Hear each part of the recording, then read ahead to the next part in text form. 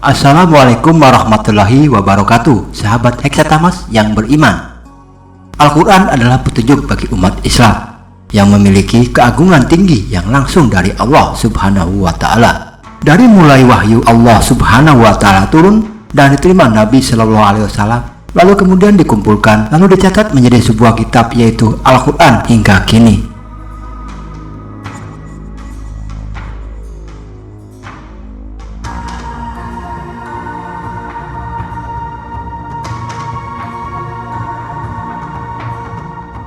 Di dalamnya begitu banyak dan besar makna kalimatnya. Di dalam Al-Quran banyak sekali kisah dan berita, di antaranya tentang bumi dan langit, tentang peristiwa yang terjadi di masa lalu, tentang peristiwa yang sedang terjadi.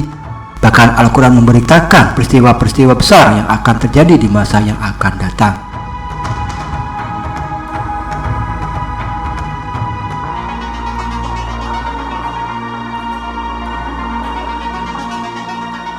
Selain di atas tidak luput pula, Al-Quran mengisahkan tentang tokoh-tokoh penting yang langsung diberitakan kepada kita sebagai peringatan maupun sebagai pelajaran, serta sebagai contoh bagi umat manusia saat ini. Di antara tokoh-tokoh tersebut ada yang langsung diceritakan sosoknya secara gamblang, dan ada juga tokoh-tokoh misterius yang oleh Al-Quran disembunyikan. Sosok ini sangat menarik perhatian bagi para ahli, peneliti, sarjana penafsir Al-Quran dan pecinta Al-Quran yang semakin dalam ingin menggalinya, bahkan menjadi sebuah pertanyaan besar bagi mereka untuk diungkap dan diketahui jati diri sosok misterius tersebut. Siapakah tokoh tersebut? Mengapa Al-Quran tidak menyebutkan nama mereka?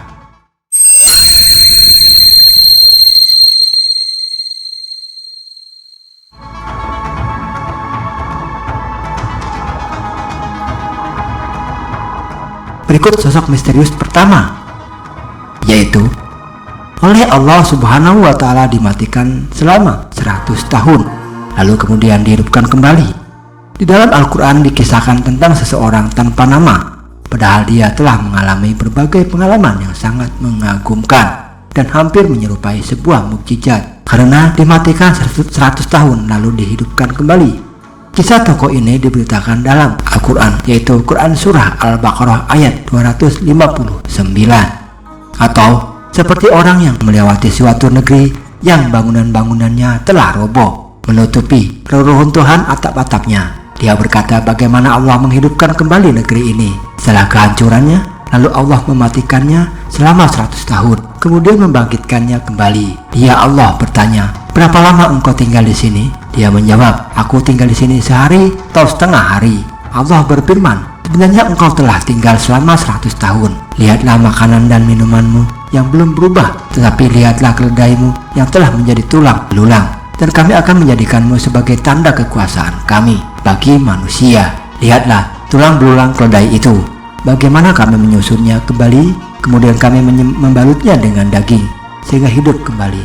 Maka ketika telah nyata baginya, dia pun berkata, aku mengetahui bahwa Allah Maha Kuasa atas segala sesuatu. Penjelasan tentang ini ada pada video kisah dimatikan 100 tahun lalu dihidupkan kembali. Link video ada di kolom deskripsi.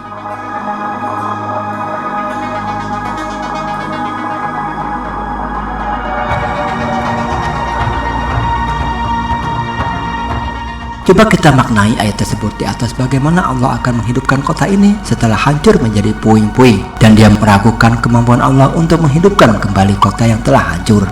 Atas keraguan tersebut maka Allah menjawab keraguan orang itu melalui kekuasaannya, yakni dengan mematikan orang tersebut selama 100 tahun.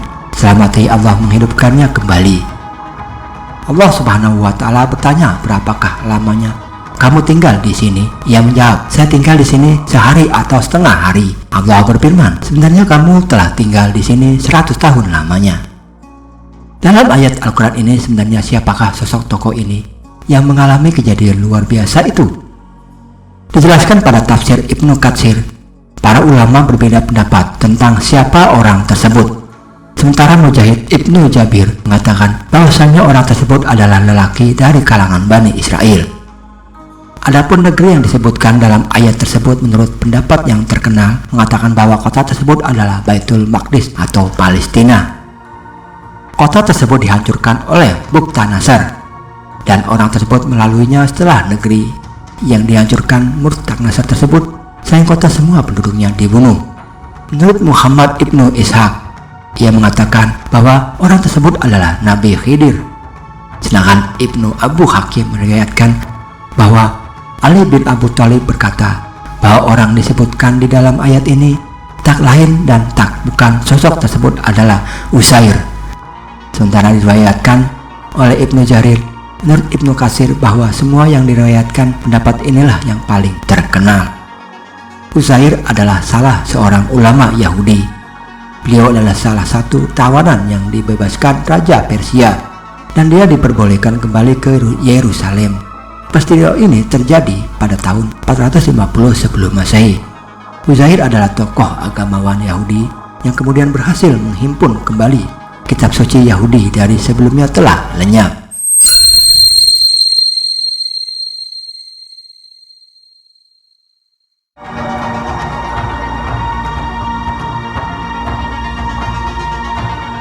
Sosok misterius dalam Al-Quran yang kedua adalah sosok yang memindahkan singgasana Ratu Balqis dalam kisah Nabi Sulaiman. Cerita ini merupakan kisah terkenal yang tidak tercatat dan terekam dengan detail oleh Al-Quran, yaitu kisah Nabi Sulaiman dengan Ratu Balqis di sebuah rencana pertemuan diplomatik di antara kedua pemimpin kerajaan sebagai sebuah keniscayaan Nabi Sulaiman yang menghendaki pemindahan singgasana Ratu Balqis dari kerajaan Sabah ke istana Nabi Sulaiman, yaitu kerajaannya sendiri yang terletak di wilayah Palestina. Dalam waktu sekejap menanggapi hal ini, salah seorang pengikutnya, yaitu dari golongan jin, menyatakan kesanggupannya dengan jaminan bahwa singgasana itu akan pindah sebelum Nabi Sulaiman berdiri dari tempat duduknya. Jin tersebut adalah Ifrit. Mendengar penawaran jin Ifrit itu, Nabi Sulaiman masih belum merasa puas. Kemudian seseorang dari golongan manusia menanggapi dengan sebuah jawaban yang sangat mengejutkan dan sangat luar biasa. Berkatalah seorang tersebut yang mempunyai ilmu dari Alkitab, "Aku akan membawa singgasana tersebut ke hadapanmu sebelum matamu berkedip." Dengan seketika, maka tatkala Sulaiman melihat singgasana itu sudah berada di hadapannya, ia pun berkata, "Ini termasuk karunia Tuhanku untuk mencoba aku apakah aku bersyukur atau mengingkari." Quran Surah An-Nahl ayat 40. Sesungguhnya firman kami terhadap sesuatu apabila kami menghendakinya hanya dengan berfirman kepadanya, jadilah, maka jadilah sesuatu itu.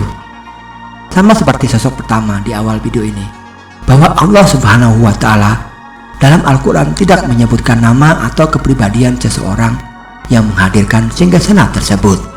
Al-Quran hanya menggarisbawahi tentang orang itu yang mempunyai ilmu dari Alkitab. Sedangkan tafsir Jalalain ketika menguarai ayat ini menyebutkan bahwa sosok misterius tersebut itu bernama Asif Ibnu Barakiyah.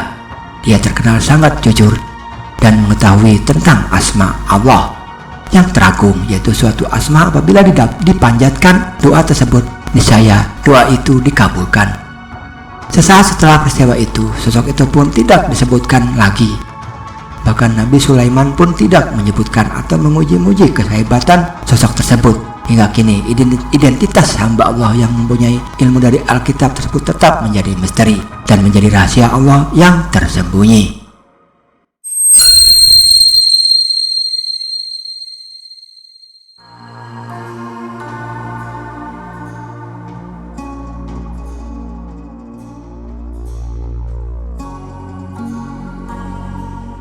Selanjutnya, sosok yang ketiga, yaitu kisah pemuda di dalam gua. Kisah ini sangat terkenal di dalam Al-Quran, yaitu kisah pemuda di dalam gua atau Ashabul Kahfi. Bahkan kisah ini dibutuhkan di hampir semua agama samawi. Tapi menariknya, tidak ada yang bisa memastikan siapa saja mereka yang disebut sebagai Ashabul Kahfi tersebut. Bahkan jumlah mereka pun hanya Allah Subhanahu wa Ta'ala yang tahu pastinya. Allah Subhanahu wa Ta'ala menceritakan kisah pemuda dalam gua cukup panjang di dalam Al-Quran surah Al-Kahfi ayat 9 hingga ayat 26. Tafsir ayat Al-Quran ini dapat dilihat di link yang cantum di kolom deskripsi. Tafsir ini dimulai dari ayat 9 hingga ayat 26. Dikisahkan bahwa beberapa pemuda melarikan diri demi mempertahankan imannya dari suatu rejim yang kejam. Dari pelariannya, pemuda ini menemukan sebuah gua. Lalu mereka memasukinya gua tersebut. Di tempat tersebut mereka berdoa lalu tertidur hingga ratusan tahun.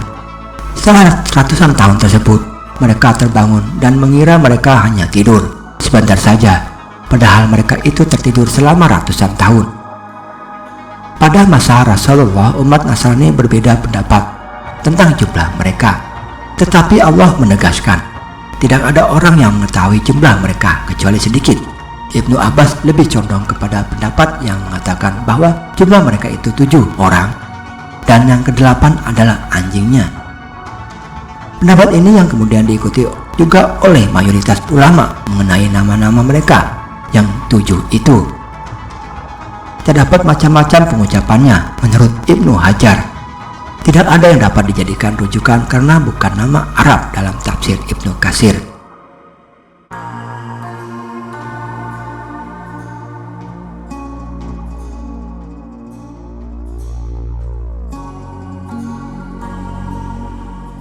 Disebutkan nama-nama mereka sebagai berikut: Matsal, Yunus, dan nama anjingnya Hamran atau Kitmir. Nama-nama ini diambil dari ahli kitab sehingga kebenarannya masih diragukan. Hanya Allah lah yang maha mengetahui. Adapun sumber lain mengatakan bahwa sebagian musafir memahami Rakim sebagai nama anjing dan sebagian lain menafsirkan sebagai batu prasasti berisi catatan tentang agama tauhid atau nama-nama mereka. Di zaman mereka, pada pemuda itu hidup berkuasalah suatu rezim yang sangat keras penentangannya terhadap agama-agama samawi. Penindasan yang dilakukan oleh penguasa zaman pemuda itu sangat kejam dan diperkirakan terjadi pada masa Kekaisaran Romawi, tepatnya ketika kerajaan Nus tersebut naik tahta sekitar tahun 98 hingga 117. Ada pendapat lain mengatakan raja penindas tersebut adalah Kaisar Adrianus yang berkuasa setelah Kaisar Kerajaan Nus. Adapun letak gua Al-Kahfi itu ada 5 tempat yang diduga sebagai gua Ashabul Kahfi. Pertama, berada di salah satu kota tua di Turki. Kedua, gua di Kasium dekat kota Asalihiyah di Damaskus. Ketiga, gua Al-Batrah di Palestina. Keempat, gua di salah satu wilayah di Skandinavia. Kelima, Gua Rajib yang berlokasi ke sekitar 8 km dari kota Amman, Yordania.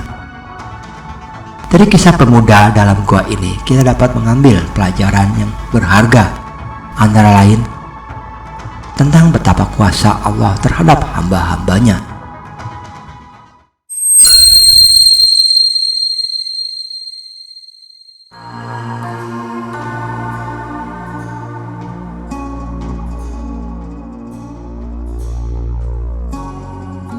Sosok keempat, ada seorang lelaki pemberani yang dimuat Al-Quran surat Yasin ayat ke-20. Datanglah dengan bergegas dari ujung kota seorang laki-laki. Dia berkata, "Wahai kaumku, ikutilah para rasul itu." Allah Subhanahu wa Ta'ala menyebutkan seseorang yang menyeru kaumnya untuk mengikuti para utusan Allah. Namun, nama sosok maupun identitas sosok sang penyeru itu disamarkan Allah berfirman dalam surah Yasin ayat 20. Datanglah dari ujung kota seorang laki-laki dengan bergegas. Dia berkata, "Hai kaumku, ikutilah rasul-rasul itu." Adapun diceritakan di dalam Al-Quran, kisah ini bermula ketika ada 3 utusan Allah yang datang kepada suatu kaum. Akan tetapi kaum tersebut mendustakan ketiganya. Riwayat Imam Ibnu Katsir yang mengutip dari Ibnu Ishaq bahwa dari ketiga utusan Allah tersebut bernama pertama Sodik, kedua Saduk, dan ketiga Salum. Kemudian di dalam riwayat yang lain disebutkan utusan itu ialah bernama Sam'un, Yohana, dan Paulus. Mereka bertiga mendatangi salah seorang raja di sebuah negeri yang bernama Antakya yang terletak di wilayah Turki. Mereka tersebut merupakan para dai yang diutus Nabi Isa untuk berdakwah kepada warga Antakia, untuk menyerukan agar menyembah Allah Subhanahu wa Ta'ala dan tidak menyekutukannya dengan apapun. Warga Antakia di era itu dipimpin seorang raja bernama Antikos. Raja Antikos adalah seorang penyembah patung. Saat-saat menyambut datangnya seruan dakwah mereka tersebut, justru raja mengancam para utusan Allah itu. Dalam kondisi itulah, seorang lelaki misterius tersebut datang dari ujung kota dan membela ketiganya. Ada beberapa riwayat mengatakan nama orang tersebut ialah Habib Al-Nazar.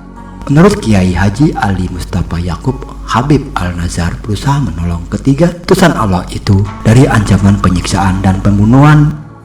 Dia menasihati kaumnya agar mengikuti ajakan dakwah para rasul.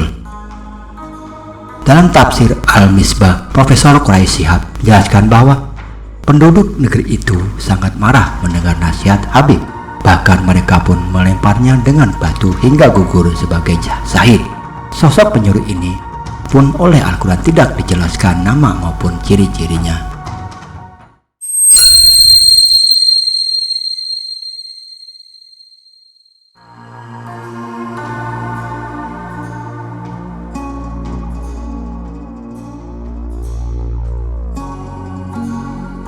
Selanjutnya, sosok tokoh kelima yaitu seorang pengikut Fir'aun yang membela Nabi Musa alaihissalam. Diceritakan pada saat pertentangan antara Fir'aun dan Nabi Musa dalam kondisi mencapai puncaknya, Fir'aun melontarkan ide untuk membunuh Musa. Dan Fir'aun berkata kepada pembesar-pembesarnya, "Biar aku yang membunuh Musa," dan suruh dia memohon kepada Tuhannya, "Sesungguhnya aku khawatir bahwa dia akan menukar agamamu atau menimbulkan kerusakan di muka bumi." Quran Surat Al-Mu'min ayat 26. Di saat rencana jahat itu, muncullah seorang sosok dari pengikut-pengikut Fir'aun yang ternyata orang ini telah menyembunyikan imannya. Lelaki ini merasa perlu untuk tampil dan menampakkan jati dirinya demi mencegah terjadinya rencana jahat tersebut. Allah Subhanahu wa Ta'ala menempatkan di dalam Al-Quran surah Al-Mu'min ayat 28 yang isinya berbunyi, seorang laki-laki mukmin dari keluarga Fir'aun yang menyembunyikan imannya berkata, "Apakah kamu akan membunuh seseorang karena dia berkata, Tuhanku adalah Allah? Padahal sungguh dia telah datang kepadamu dengan membawa bukti-bukti yang nyata dari Tuhanmu. Jika dia seorang pendusta, dialah yang akan menanggung dosa-dustanya itu. Dan jika dia seorang yang benar, niscaya sebagian bencana yang diancamkan kepadamu akan menimpamu. Sesungguhnya Allah tidak memberi petunjuk kepada orang yang melampaui batas, lagi pendusta." Pada ayat berikutnya, lelaki mukmin tersebut melontarkan argumentasinya yang sangat keras. Berdasarkan sejarah, dia ingin memperingatkan tentang nasib-nasib kaum terdahulu yang mengingkari kebenaran. Lalu Allah Subhanahu wa Ta'ala menghancurkan mereka. Tercatat dalam tafsir Ibnu Katsir, dijelaskan menurut riwayat yang masyhur, laki-laki mukmin dalam surat Al-Mu'min tersebut adalah seorang bangsa Mesir dari kalangan keluarga Fir'aun As-Sadi. Seorang ulama tafsir mengatakan bahwa dia merupakan saudara sepupu Fir'aun yang membelot dari Fir'aun dan bergabung bersama Musa alaihissalam. Pendapat inilah yang dipilih oleh Ibnu Jarir. Kemudian diriwayatkan oleh Ibnu Abu Hatim, lelaki ini menyembunyikan imannya dari mata bangsawan Mesir. Dia tidak menampakkannya kecuali pada hari itu, yaitu ketika Fir'aun mengatakan, "Biarkanlah aku membunuh Musa," maka lelaki itu menjadi marah. Demikianlah Allah di dalam Al-Quran mengutarakan kalimat kebenaran di hadapan penguasa zalim. Dalam Al-Quran, Allah Subhanahu wa Ta'ala kerap menyembunyikan nama sejumlah tokoh, karena dengan demikian itu bahwa Allah ingin memberikan contoh dalam hal keikhlasan, di mana kita tidak perlu mencari ketenaran, terkenal, atau pengakuan ketika melakukan perbuatan baik. Wassalamualaikum warahmatullahi wabarakatuh.